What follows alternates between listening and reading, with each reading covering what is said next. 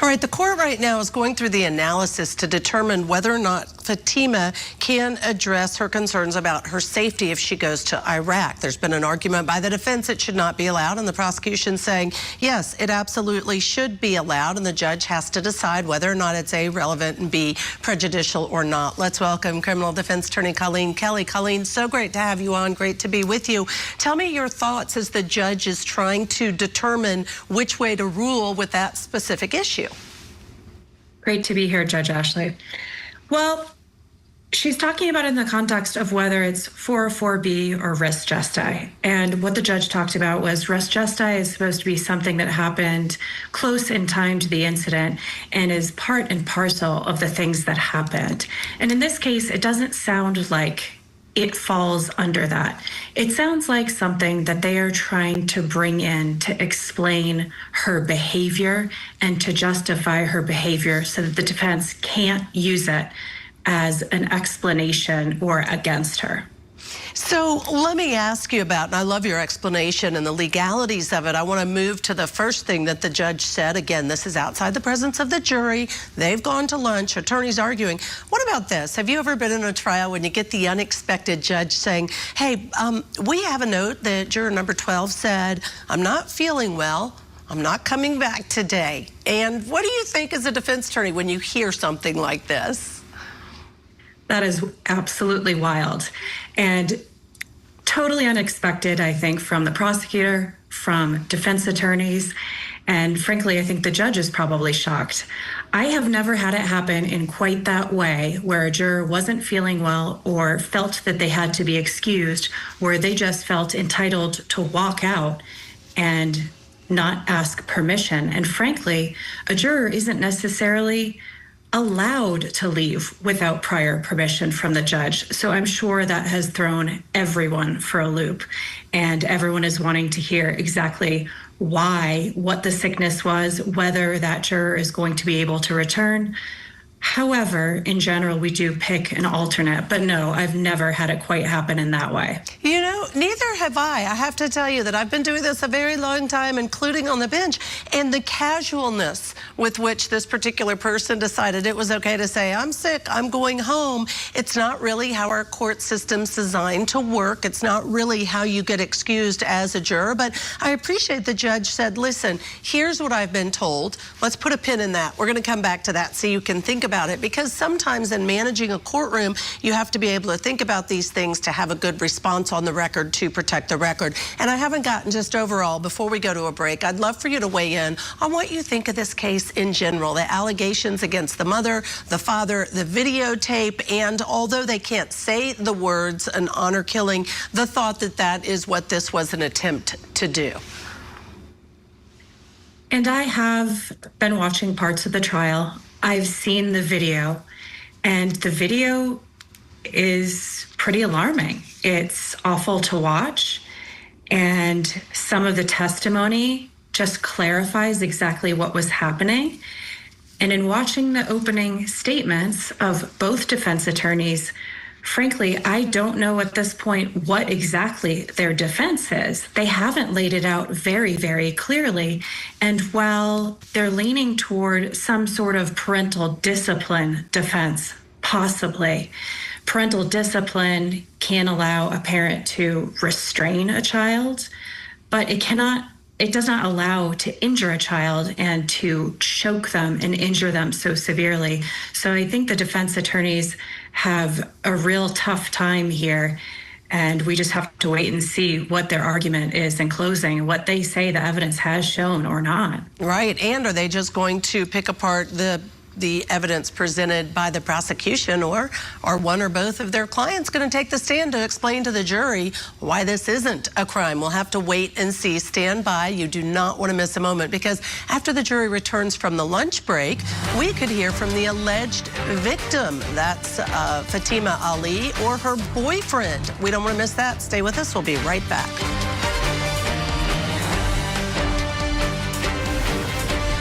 Bryan Kohberger accepted a plea offer. A shocking turn of events. Have you plead guilty or not guilty? Guilty. Convicted killer Brian Koberger will learn his fate for murdering 4 Idaho college students He is the boogeyman. and come face to face with the families of his victims. I pray that we have justice. The sentencing of Brian Koberger. Live coverage begins July 23rd, only on Court TV.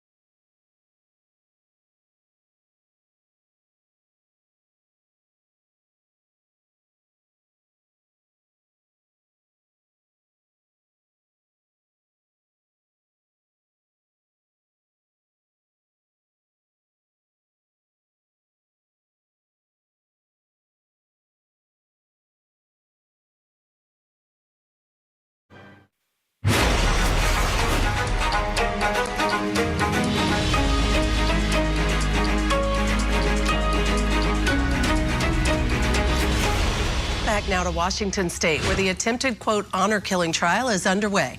17-year-old Fatima allegedly ran away from home in the early morning hours of October 18th of 2024 after she allegedly told police she feared her parents were going to force her into an arranged marriage. Her parents, Hassan and Zahar Ali, allegedly tracked her down later that day outside of a bus stop where they say the state does that her father tried to choke her to death. Let's get you back inside court now. The judge is making her ruling on the upcoming testimony of the alleged victim in the case, 17-year-old Fatima. Why she did not like visiting Iraq, because the question before 18 is, did you like visiting Iraq? And the response was yes and no, a little bit, or that's the anticipated answer. And then a request for her to explain why she did or did not like visiting Iraq. And that's where she explains, I liked certain portions of it, and then why she didn't like other portions of it. I would indicate that what happened the year before when she visited Iraq clearly is not res juste because it's so far in time. However, what I have heard multiple times from the state is that what all of this really goes to, the detail goes to the fact that Fatima Ali did not feel safe traveling to Iraq. There are many reasons why she did not feel safe, apparently, but that is the bottom line as to why she ran away on the morning of October 18th. And so she can testify to that. But the details as to why she does not feel safe, other than the fact that she'll testify that she'd been there before, and based upon being there before, she didn't feel safe going back. That comes in, but not the details.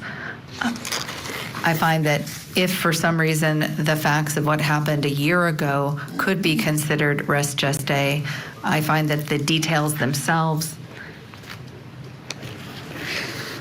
any probative value as to those details is substantially outweighed by the danger of unfair prejudice in this matter.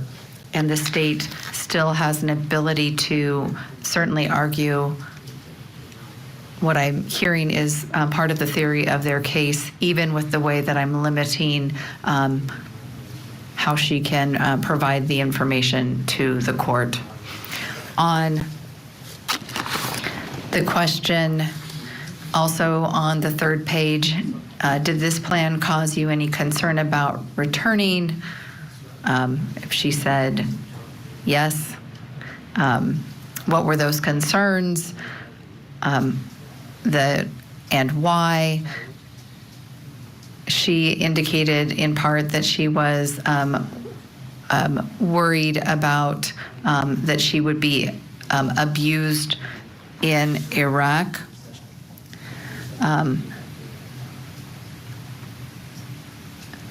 Because I am not allowing the detail in 18, and of course I can't tell her what to respond. I'm not trying to tell her what to respond, but her response may in fact be the same, that she doesn't feel safe as to how she would be treated. And I grant the request that she not be able to use the word abused, again, because I don't find that that is res juste. And it gets into issues with more particularity about how she was treated by her parents, which is not being introduced in this trial.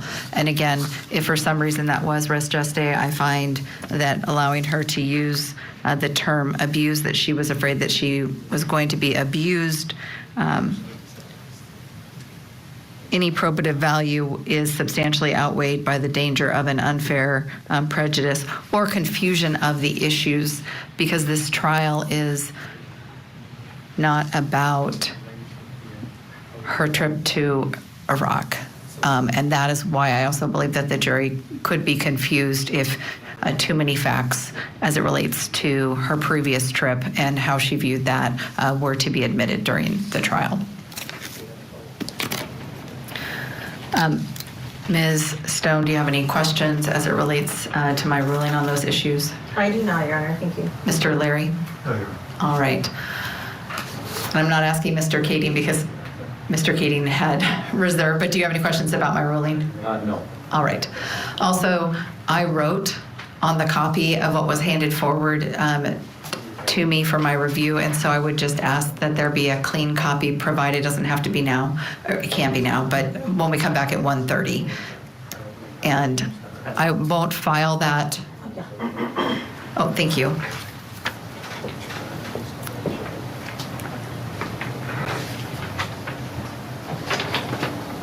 Thank you, Mr. Leary. I will file that at the conclusion of Fatima Ali's testimony. Now, Your Honor, I apologize. The parties have 1 moment to confer. yes.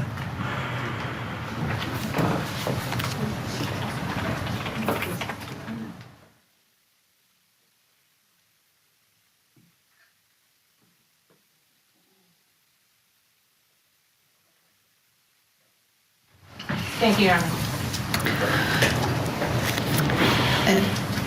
One other piece of information as it relates to number 12. First of all, occasionally the bailiffs will give me information about the jury that's not ultimately relevant for me to share. But I will share this since we're now talking about juror number 12. When we seated the jury last week, and right before they were released,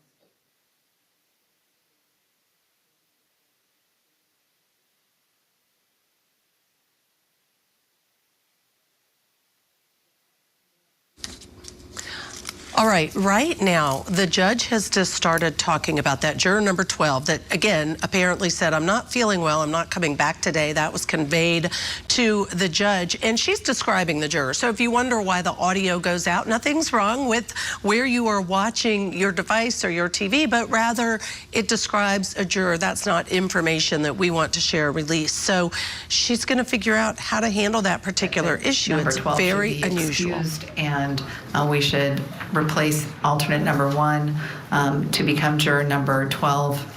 I'm concerned if we were in recess this afternoon. We don't know if she's coming back tomorrow or not. I'm not indicating she's not ill either, but we don't have enough information. Of course, I could tell my bailiff that they need to call her and tell her she has to come back this afternoon. I don't know whether or not she would or whether or not she should, certainly if she is not feeling well. So I'd like to hear from the parties. And again, I'm just sharing those initial thoughts. I certainly don't have a firm conclusion at this point. Ms. Stone? Your Honor, can we have just 1 moment? Yes.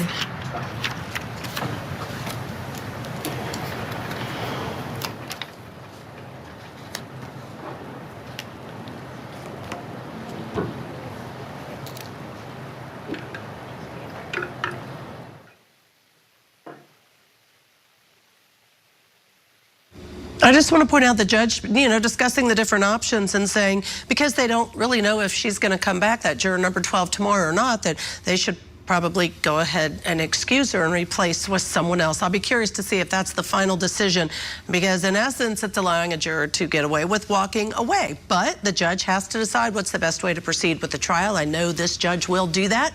Coming up next, we expect the jury to return from their break at any moment, and then the witness, Fatima Ali, could take the stand. We will certainly bring you every moment of her testimony. Stay tuned.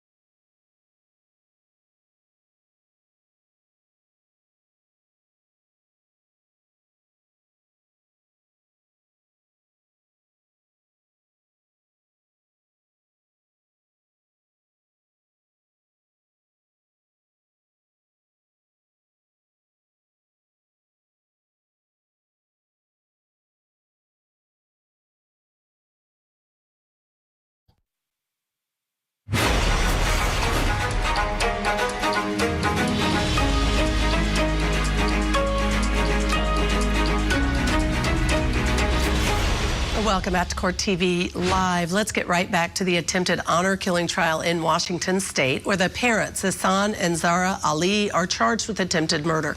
Prosecutors say that they tried to choke their own daughter to death for refusing an arranged marriage in Iraq. Still with us, criminal defense attorney Colleen Kelley. Let me say what's going on. We know that the jury was expected to be back at 4:30 p.m. Eastern time following a break. While we're waiting for that to get started up, I wanted to ask you what I know about Juror 12. And here's something the judge shared, is that the juror apparently was extremely unhappy being placed on the jury, and then the decision was made ultimately to excuse juror number 12, and that's the reason we have alternates in every case, so the alternate can step in. Tell me your thoughts about juror number 12 no longer being on this jury, knowing that perhaps she didn't want to be on the jury in the first place.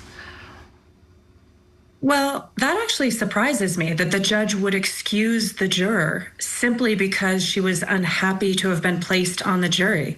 That is 99% of our jurors in any case, and especially in a serious case like this. No one wants to be on this. No one wants to watch these videos, and most people don't want to make these important decisions about guilt or innocence. So I'm not surprised, but I am surprised by the judge simply accepting that as an answer and not enforcing that the jurors serve their civil duty once selected. Sometimes judges won't do this because that can create a domino effect, where if one juror is allowed to be excused simply because they don't want to do this difficult job, then when is the next juror going to come forward and say, oh, I also don't want to be here? Yeah, I do agree. And that's that balancing act that the judge has to walk. And I've been in that circumstance before. It makes a difference. The judge knows the community, right? The judge knows where they are on the bench. And so the reality is she may know exactly what the effects might be or why it's best to let the juror be excused without taking it further. Some judges, I know for a fact, at least in the metro city where I happen to live, would say, oh no, if you go, deputy, bye, go pick that juror up, go to her home, find her, bring her back in. She's answering to me. So my point is it's all within the judge's purview to figure out how to manage their courtroom, which we all respect as a court. That's the judge's responsibility. Now, we are waiting for one of the witnesses we expect this afternoon, based on what was said earlier, is either Fatima, and that is the 17-year-old victim, or the boyfriend, Isaiah. And those witnesses, especially Fatima, the judge's ruling, let's start with her, that there cannot be specifics provided about what happened a year ago and what she might have said about being afraid to go to Iraq a year ago. And so what are your thoughts about that ruling? I do understand that ruling a little bit because it happened the year prior. And while it may understand why she was afraid to go to Iraq and what she did on that particular morning and that she had decided to run away, it doesn't necessarily explain the mother's and the father's behavior. So in that sense, it's not necessarily as relevant as other information, such as how the father reacted, what the father had said before, any threats or specific things that the parents had done to her. And the judge did make clear, she said that this is not about how the daughter was treated or about her possibly being sent to Iraq, but rather about the alleged crimes against the parents. Here's what we want to do as we get ready for the jury to re-enter that courtroom and hear about the next witness. Let's take a break, a perfect time for it. When we come back, of course, we will get you back into court. You won't miss any testimony. Stay tuned.